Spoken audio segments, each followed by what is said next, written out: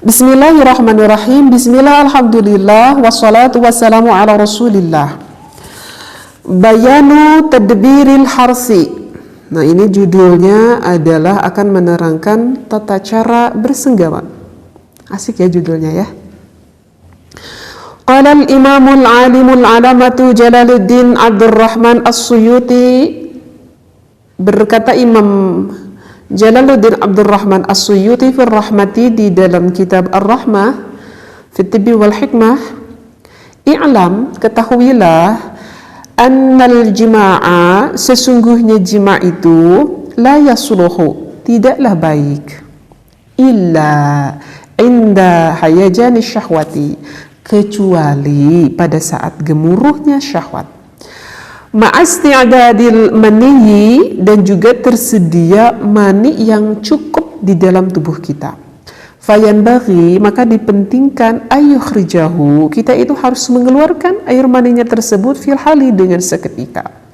Kama yukhrijul fudlatar radi'ata bil istifraghati, seperti halnya kotoran-kotoran yang ada di dalam tubuh itu, yang kita keluarkan gitu ya, dengan urus-urus gitu ya.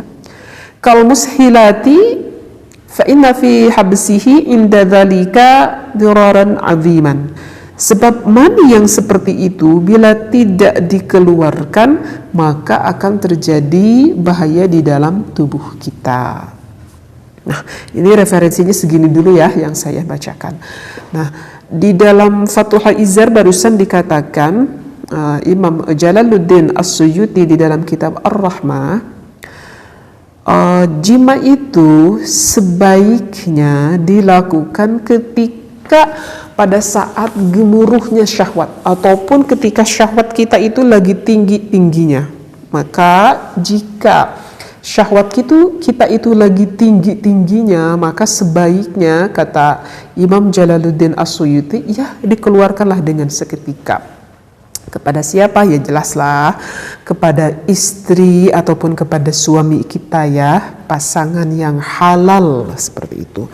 Kalau bukan pasangan yang halal, ya dosa besar itu namanya ya. Na'udzubillahi min dzalik, semoga kita dijauhkan dari hal seperti itu. Nah, udah dipahami, ya udah gitu. Karena apa? Karena kalau misalkan enggak dikeluarkan itu, kata barusan ulama itu, bahaya, bisa saja menimbulkan, nantinya bisa menimbulkan penyakit di dalam tubuh, karena diibaratkan seperti kotoran yang memang harus segera dikeluarkan.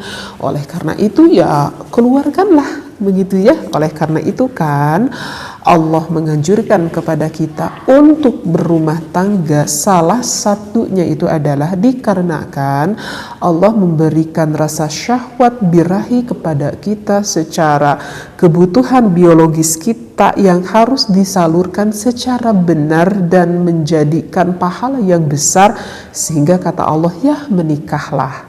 Karena di dalam menikah ketika kita berhubungan intim akan berfaidah baik dan akan mendapatkan pahala yang besar, kata Allah, seperti itu. Biar bisa dipahami ya apa referensi yang saya bacakan begitu. Nah, terus saya berpikir seperti ini gitu ya. Kemudian ada timbul pertanyaan. Baik, saya sudah bisa menerima apa yang sudah dikatakan. Terus tuh bagaimana ya kalau misalkan nih suaminya itu lagi tinggi-tingginya syahwat gitu ya. Suami kita itu lagi tinggi-tingginya syahwat, ingin berhubungan dengan kita. Tetapi pernah gak Bu, ataupun Bun gitu ya, suami itu lagi pengen-pengennya, tapi kita sebagai istri itu lagi apa ya, badan kita itu lagi malas-malasnya, ataupun misalkan badan kita itu lagi capek-capeknya. Hormon kita itu mungkin lagi rendah-rendahnya, bahkan lagi nggak ada gairah pengen untuk berhubungan intim. Pernah gak seperti itu? Pasti deh pernah. Ataupun bisa saja sebaliknya gitu ya, istrinya itu hormonnya itu lagi tinggi-tingginya, rasa syahwatnya itu lagi memuncak-muncaknya, pasangan kita lihat suami kita Suami kita itu mungkin lagi banyak pikiran di pekerjaannya, mungkin lagi capek-capeknya juga, mungkin lagi malas-malasnya juga, atau mungkin kita lihat suami kita lagi senang dengan apa yang dia senangi. Apa itu? Kalau zaman sekarang apa yang disenangi malam-malamnya? Terkadang kan sekarang kita suka menemukan ada bapak-bapak yang suka main gaming gitu ya, ataupun main TV misalkan sampai tengah malam, itu juga pasti deh pernah mengalami hal seperti itu. Nah, kemudian bagaimana dong solusinya ketika salah satu dari pasangan kita itu, yang satu lagi ngeh-ngehnya, yang satu lagi begitulah, lagi nggak males-malesnya begitu. Nah, maka di dalam hal ini kedua belah pihak, yang pertama itu harus ada komunikasi yang baik dan harus bersikap yang bijaksana antara sang istri dan juga sang suami. Kalau misalkan sang suami sedang berada di dalam keadaan sakit, maka siapa di sini yang harus lebih bersabar? Artinya sakit di sini yang nggak mungkin lah untuk melakukan berhubungan intim. Maka berarti di sini sang istrilah yang harus bersabar, begitu ya. Kalau misalkan sang istrinya itu yang lagi sakit dan sakitnya itu ya agak cukup parah juga, artinya nggak bisa melayani suami, maka siapa di sini yang harus lebih bersabar? Maka di sini yang harus lebih bersabar itu adalah suami kita. Tapi ini masalahnya itu suami itu sehat kok, istrinya itu sehat kok, cuman lagi malas aja gitu untuk melakukan berhubungan intim. Nah, wajar gak seperti itu? Ya wajar kalau menurut saya. Nah, jika hal ini terjadi, maka siapa yang membutuhkan wayahna tuh itu yang harus lebih bekerja keras. Kalau misalkan sang istri nih, misalkan gitu ya, yang lagi pengen-pengennya gitu sama suami, tapi kita lihat kok suami kita tuh malah jongjon aja lagi nonton TV ataupun lagi main HP gitu ya. Maka kita sebagai sang istri jangan malu Bu, jangan malu kita menunjukkan kalau kita yang pengen duluan gitu. Wih gengsi dong, saya kan perempuan gitu, masa perempuan minta duluan? Aduh ibu, gak perlu gengsi-gengsi, kita itu kan udah berumah tangga itu udah berapa lama, kalau pengantin baru ya itu wajar ada rasa malu lah. Saya juga pernah merasakan gitu ya, kalau pengantin baru mah iyalah malu lah sampai 1 tahunan gitu ya, malu. Tapi kan yang udah berumah tangga, yang udah bertahun-tahun, apalagi yang udah berumah tangga misalkan 10 tahun, masa mau mengukut rasa kemaluan itu, kan nanti tersiksa diri kita sendiri gitu. Sedangkan suami itu nggak tahu apa keinginan kita gitu. Jadi jangan sampai kita marah-marah gitu sama suami. Kata suami, ya saya memang gak ngerti apa keinginannya. Jangan sampai hal itu terjadi gitu, sehingga nanti bisa menimbulkan percekcokan ataupun bisa saja menimbulkan ya pertengkaran gitu, karena nggak ada komunikasi yang baik.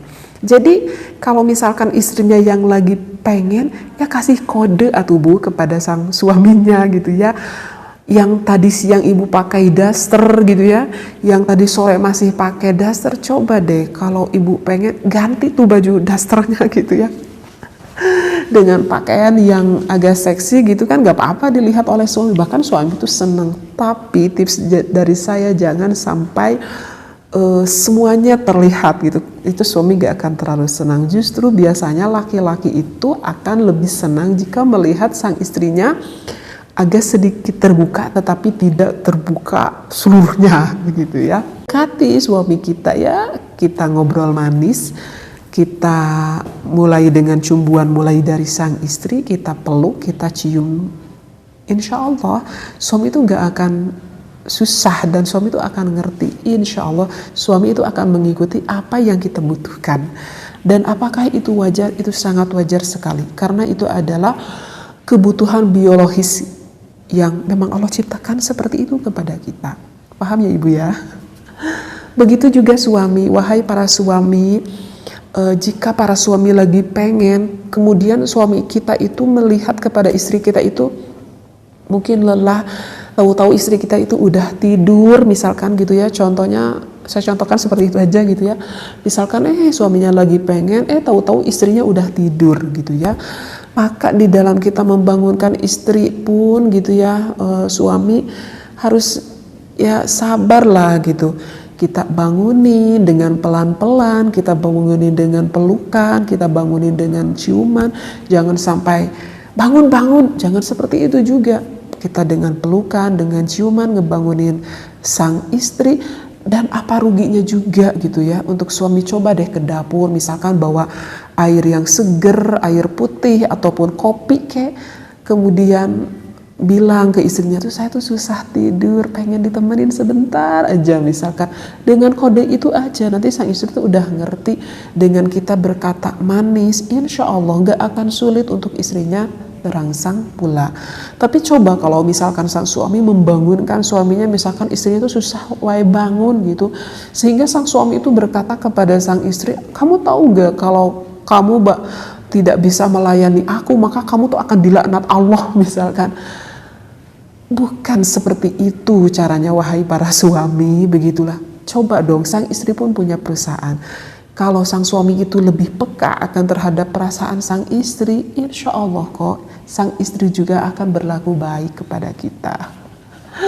Maaf ya, saya agak mencontohkan yang agak dalam gitu agar bisa lebih dipahami begitu ya oleh para pendengar, seperti itu. Maka kan dari itu kan wa ashiruhunna bil ma'ruf, kita itu harus ya bil ma'ruf, dengan baik, dengan indah begitu ya. Ya di dalam berhubungan intim itu, intim pun ya harus dilakukan dengan baik, dengan indah gitu, jangan indah sendiri gitu. Jadi sekali lagi apa yang sudah saya sampaikan, jika suaminya yang sedang tinggi-tingginya syahwat, istrinya yang rada lemah, wayahna tuh suaminya yang lebih bekerja keras. Kalau misalkan istrinya yang lagi pengen, suaminya yang lagi lemes-lemesnya, wayahna tuhnya sang istri yang harus lebih agresif pertama kali merayu sang suami. Maka insya Allah keindahan di dalam berhubungan intim akan didapatkan. Mudah-mudahan apa yang saya sampaikan sangat membantu dan memberikan banyak sekali manfaat, wabil khusus untuk pasangan suami istri. Ingat, saya ingatkan kembali, jangan berpikir negatif, ambil positifnya, ambil ilmunya. Wallahu a'lam wabillah.